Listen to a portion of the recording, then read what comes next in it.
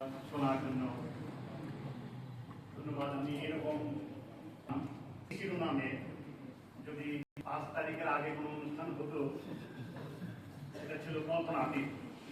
তো একটা সেই ট্রানজিশন কিন্তু ঘটে গেছে। এই অনুষ্ঠানে এসে মঞ্জুরুল হক, জিনাত আফসানা দুই ধারার শিক্ষার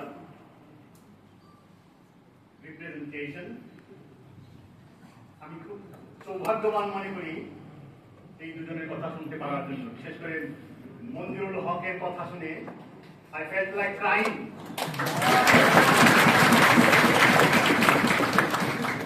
আমাদেরকে সব সময় ইচ্ছা করেই হয়তোবা বিভাজিত করে রাখা হয়েছিল।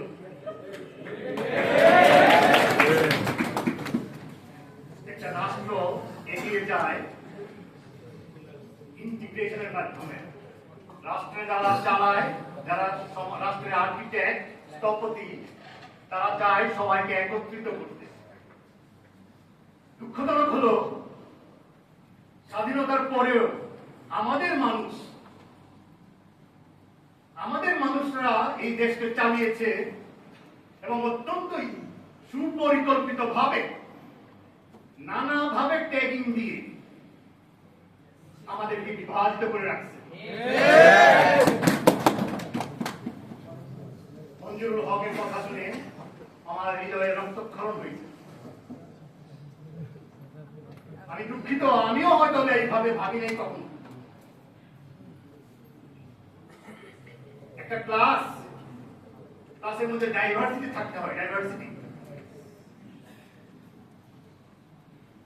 ভারতের একটা বিশ্ববিদ্যালয়ের নাম জামিয়া মিলিয়া মাদ্রাসা বিশ্ববিদ্যালয়।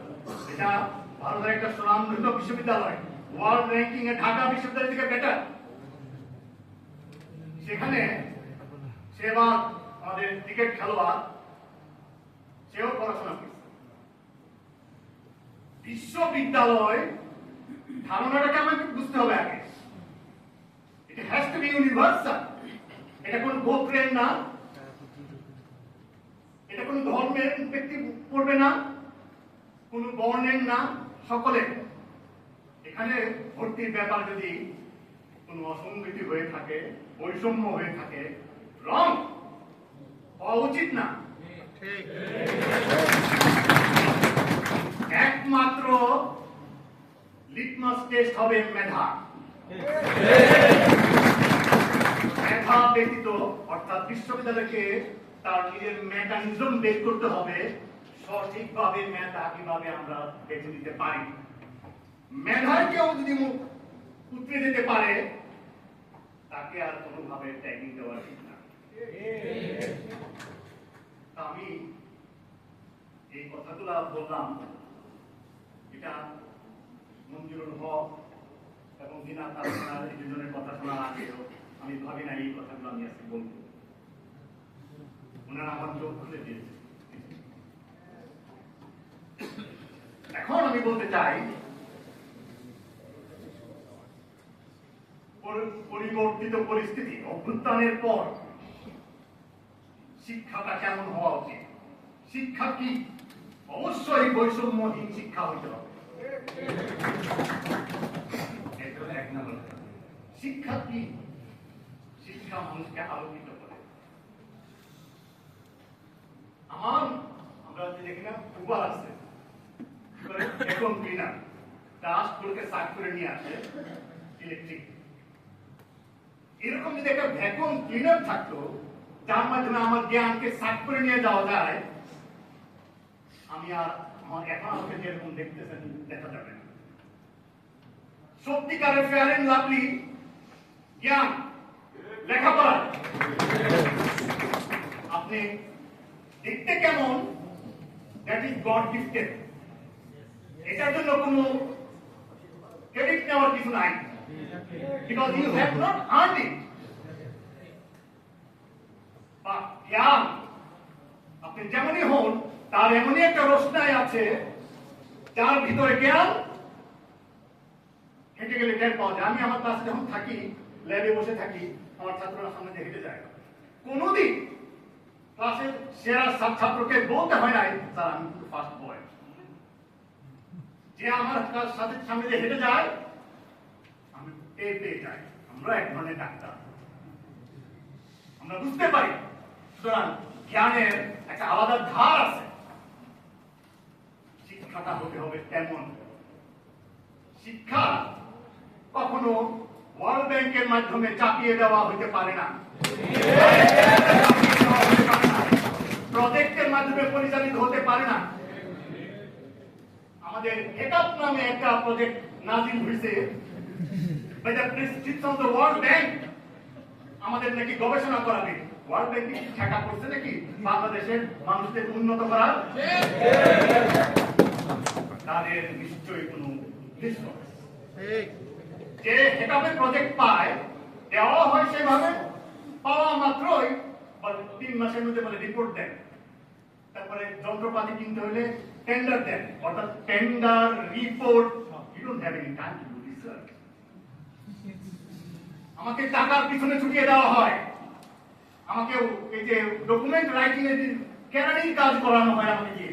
অর্থাৎ তোমাদের এমন শিক্ষা হবে যেই শিক্ষার মধ্যে তোমরা হবা, ওরা টেকনোলজি ডেভেলপ করবে, তুমি হবা ভোক্তা। বর্তমান শিক্ষা কারিকুলাম এই এখন বিশ্ববিদ্যালয়ে একটা ওবি নামক একটা আরেকটা প্রজেক্ট চলতেছে, ওয়ার্ল্ড ব্যাংকের হেকাপ প্রজেক্ট। এগুলো সবগুলা হলো আমাদেরকে একদিকে প্রভাবিত করা, আমাদেরকে শিক্ষার মানকে তলানিতে নিয়ে যাওয়া। অর্থাৎ পৃথিবীর এমন একটা দেশ দেখান আমাকে, যেই দেশে ক্লাস 4 থেকে ক্লাস 12 পর্যন্ত আইসিটি নামক একটা সাবজেক্ট দিয়ে দেওয়া হয়। একমাত্র উদ্দেশ্য এই সাবজেক্ট, কারণ তৎকালীন প্রধানমন্ত্রীর ছেলে হলো আইসিটির বড় কি জানি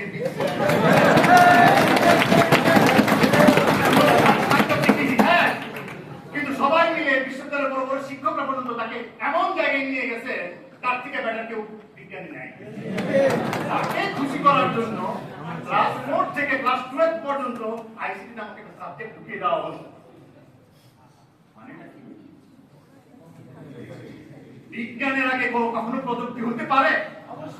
বিজ্ঞান আগে বিজ্ঞান জানতে হবে, then you can become a প্রযুক্তিবিদ। আর বিজ্ঞানের আগে প্রযুক্তি ঢুকিয়ে দেওয়া মানে হলো আপনার আমাদের কোন একটা শপিং মলের সামনে যে মোবাইল ঠিক করে মানুষ, you become a technician. So you have to understand the difference between the technician and a প্রযুক্তিবিদ। Unfortunately, শিক্ষাটাকে আমরা সেইভাবে নিয়ে গেছি। শিক্ষা আমাদের সবার দিকে, এই তো অনেক প্রাণীরও আছে, কিন্তু আরেকটা চোখ শিক্ষা আমাদেরকে দেয়, অন্তর্দৃষ্টি। লিওনার্ড অয়েলার নামে একজন বিখ্যাত বিজ্ঞানী 1777 সালে তার দুটো চোখ অন্ধ হয়ে যায়। তখন সে বলে, thanks God, now I can work undisturbed, undistracted. কারণ এই চোখ তাকে ডিস্টার্ব করতে হচ্ছে। যেই দিন থেকে সে বন্ধ হয়েছে, তারপর থেকে প্রতি সপ্তাহে একটা করে আর্টিকেল প্রকাশিত হয়েছে। He was more productive after he became blind than before. তার মানে শিক্ষা তাকে এমন অন্তর্দৃষ্টি দেওয়া হয়েছে দিছে, এর মাঝে তার চোখের এই চোখের প্রয়োজন ছিল না। তো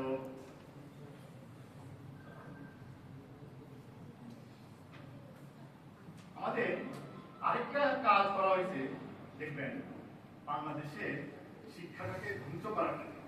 আর সরকার যেন বলতে পারে তার সমস্যা কমছে, তার জন্য একটা মেকানিজম বের করে। তারপরে এগুলো গবেষণা করে কি প্রায় 8 শতাধিক কলেজে অনার্স পড়ায়, মাস্টার্স পড়ায়, ডিগ্রি পাসপোর্ট পড়ায়, এইচএসসি পড়ায়।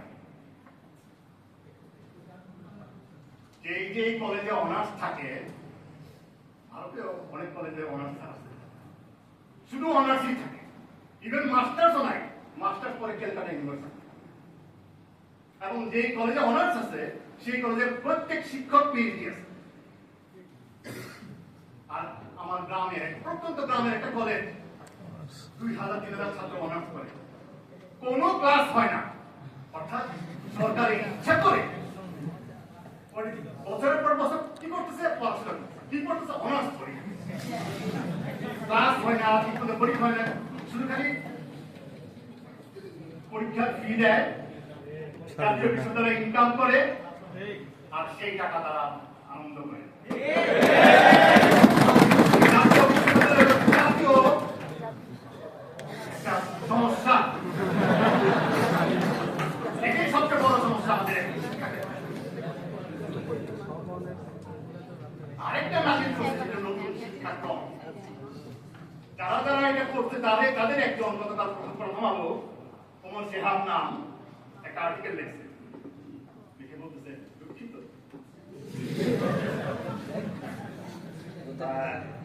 দুইটা পয়েন্ট এটা ভুল হয়েছে। এর আগে অনেকগুলো প্রথমত অনেকগুলো আর্টিকেল লিখছে, প্রশংসায় ভাসিয়ে দিল, আজকে পট পরিবর্তনের সাথে সাথে তার বোন পাল্টে গেছে। আমরা তো বলে আসতেছি শিক্ষাটা কি, শিক্ষা কেমন হওয়া উচিত। আমাদের তো ক্লাস 9-এ এসে ভাগ করা ছিল না, সায়েন্স, আর্টস, কমার্স। তার মানে আমার একটা চয়েস করার একটা সুবিধা ছিল।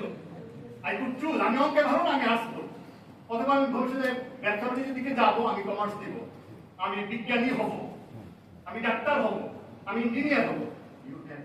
You had option, I had option. আর এখন কি করলো নতুন শিক্ষাক্রম অনুসারে, একে হলো আইসিটি নামক একটা সাবজেক্ট, উচ্চতর গণিত বাদ, 3টা বিজ্ঞান, পদার্থবিজ্ঞান, বায়োলজি এন্ড কেমিস্ট্রি, এক করে একটা বিজ্ঞান বানিয়ে স্পেস তৈরি করে সেখানে জীবন ও জীবিকা। মানে এই সাবজেক্ট কারিগরি বিদ্যায় থাকা উচিত, সেটা আমাদের মেইন স্ট্রিম এডুকেশনে ঢুকিয়ে দেওয়া হয়েছে। রাইট? তো উদ্দেশ্য খারাপ।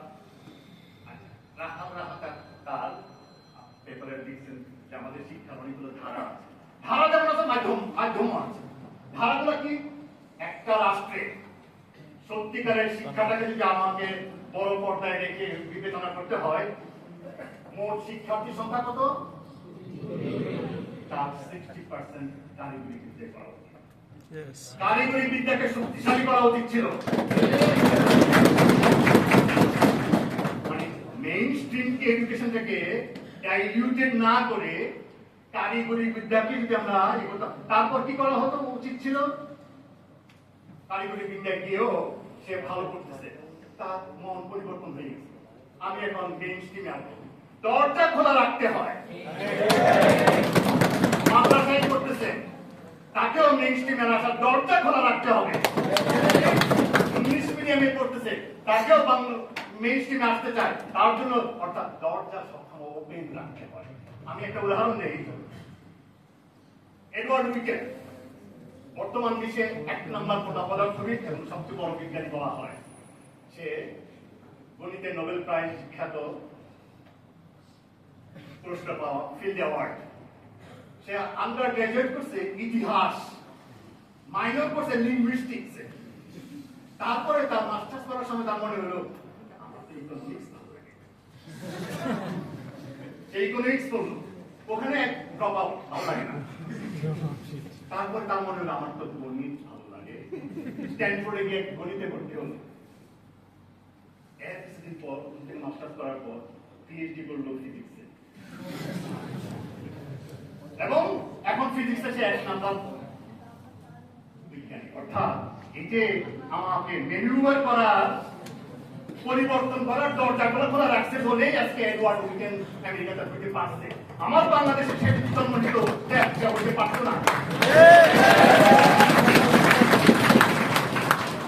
মাহবুব মজুমদার ব্যাগের টিচার, সে এমআইটিতে আন্ডারগ্রেজুয়েট ইঞ্জিনিয়ারিং এ, ক্যামব্রিজে পিএইচডি করছে ফিজিক্সে, কোর্স করছে ইম্পেরিয়াল কলেজে, ঢাকা বিশ্ববিদ্যালয়ের ফিজিক্স ডিপার্টমেন্টে সে ইন্টারভিউ দিয়েছে।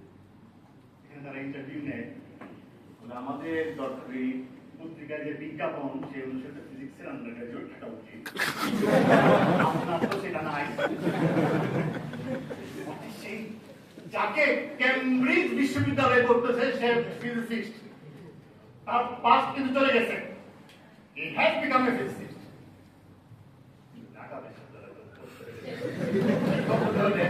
আরো কি রাখছি, ইউনিভার্সিটির কোন ক্যারেক্টার নাই আমাদের বিশ্ববিদ্যালয়ে। ইউনিভার্সাল না, বাংলাদেশি হইতে হবে।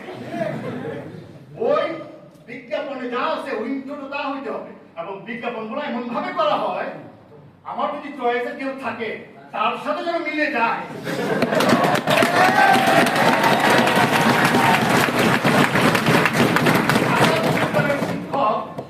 ঢাকা বিশ্ববিদ্যালয়ে আমরা গ্রাজুয়েট হতে হবে। ইউনিভার্সিটি হলো কোথায়? একটা ইউনিভার্সিটি ক্যাম্পাস হবে আন্তর্জাতিক বিমানবন্দর অথবা 7 স্টার হোটেলে গেলে যেরকম নানান দেশের, নানান বর্ণের, নানান ধর্মের, নানান কালচারের, নানান রঙের মানুষ পাওয়া যায়। একটা ক্যাম্পাস